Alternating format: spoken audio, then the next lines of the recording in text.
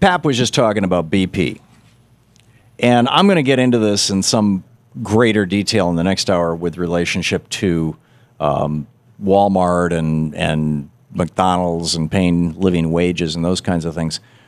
But isn't there a fundamental question we should be asking ourselves?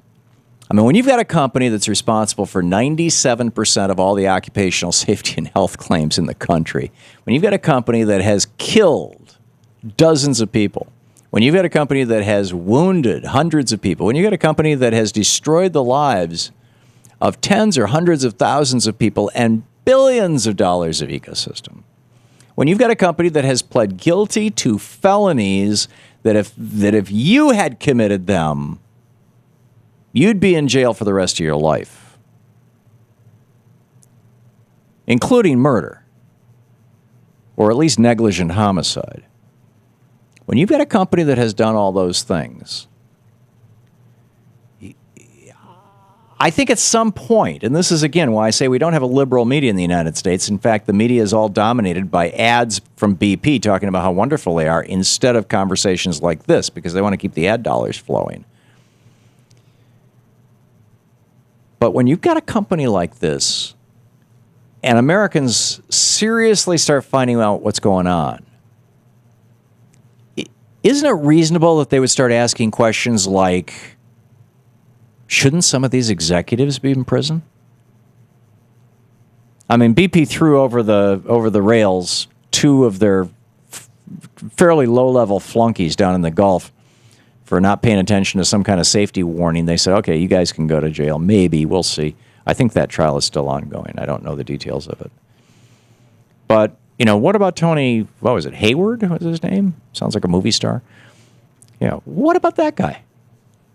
He's back in the UK. You know, are the executives still flying around in their private jets? Do they still have multiple homes all over the world? Do they still have, you know, the gold-plated faucets on their sinks in the corporate suites? Do they still have butlers and maids? Do they still have valets? Do they still have an army of personal assistants following them around? Do they still travel to work in a helicopter? I mean, the answer to all of these things is most likely yes. Is that the way we treat criminals in the world now, in the United States now? Well, if you're looking at banksters and you're looking at oil companies, if they've got enough money to buy politicians, to buy the political system, they can also buy the criminal justice system. And particularly in those places where you have elected judges, they're making sure that their people are getting in these seats. Then, yeah, that's what's going on. And isn't it time to put a stop to it? I mean, back in the 1880s and 1890s, you had people rising up against the robber barons, against the Andrew Carnegies and the John Rockefellers and the people who owned the big mines, the Ludlow mine. You had all these kind of things going on across the United States, labor actions. And what came out of those labor actions were that what in today's dollars would be the billionaires of the time, you know, the robber barons of the time, they hired private armies to kill people. I mean, in Ludlow, Colorado, you had striking workers occupying a mine area in tents with their wives and children. And the company that owned the mine sent a wagon through there with a Gatling gun on the back of it, and and these people were protected by canvas. They were in a tent, families. Killed all kinds of people. And finally, after 30 years of this, and of small businesses being squashed now we've been seeing 30 years of it ever since Reagan unleashed these people. And have seen small businesses being squashed like bugs by giant trusts and out-of-control oil companies and steel companies and banks, J.P. Morgan and his buddy, all this stuff. Finally, In 1901, when President McKinley, a rather conservative, business-friendly Republican, was assassinated, his vice president became president.